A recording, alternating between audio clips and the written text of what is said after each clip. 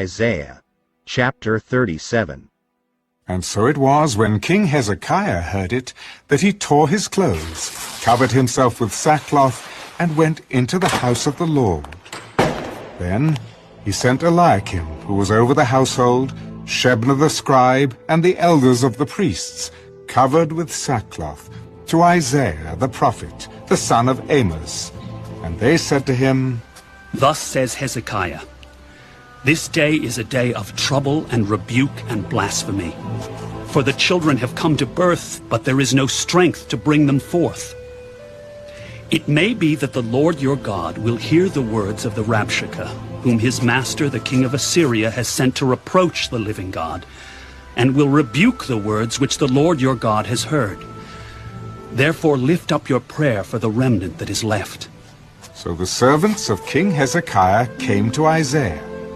And Isaiah said to them, Thus you shall say to your master, Thus says the Lord, Do not be afraid of the words which you have heard, with which the servants of the king of Assyria have blasphemed me. Surely I will send a spirit upon him, and he shall hear a rumor and return to his own land. And I will cause him to fall by the sword in his own land. Then the Rabshakeh returned, and found the king of Assyria warring against Libnah, for he heard that he had departed from Lachish. And the king heard concerning Tehekah, king of Ethiopia, He has come out to make war with you. So when he heard it, he sent messengers to Hezekiah, saying, Thus you shall speak to Hezekiah, king of Judah, saying, Do not let your God in whom you trust deceive you, saying, Jerusalem shall not be given into the hand of the king of Assyria. Look, you have heard what the kings of Assyria have done to all lands by utterly destroying them, and shall you be delivered? Have the gods of the nations delivered those whom my fathers have destroyed?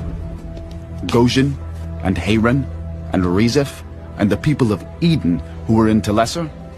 Where is the king of Hamath, the king of Arpad, and the king of the city of Sepharvaim, Hena, and Eva?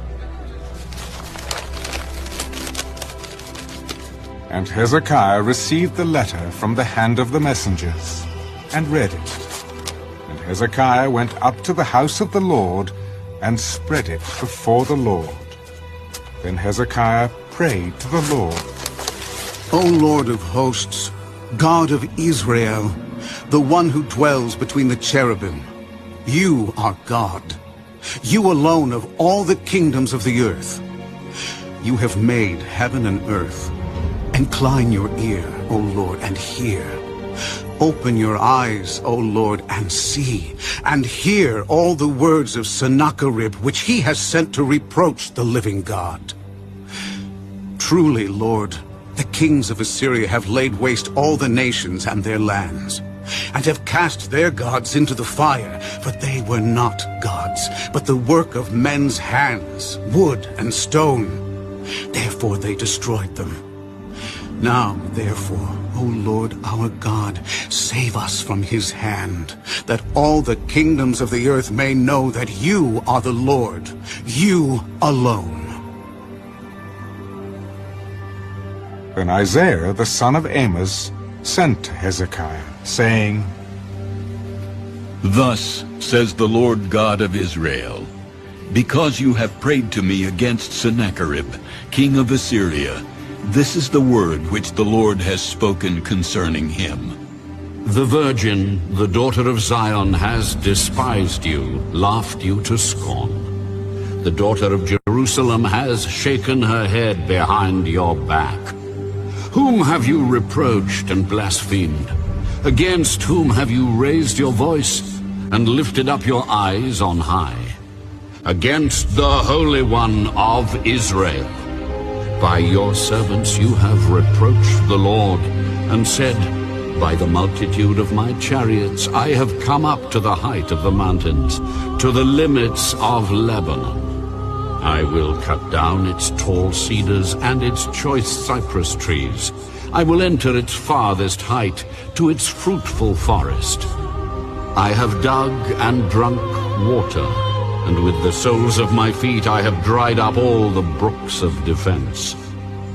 Did you not hear long ago how I made it, from ancient times that I formed it? Now I have brought it to pass, that you should be for crushing fortified cities into heaps of ruins. Therefore their inhabitants had little power. They were dismayed and confounded. They were as the grass of the field and the green herb, as the grass on the housetops and grain blighted before it is grown.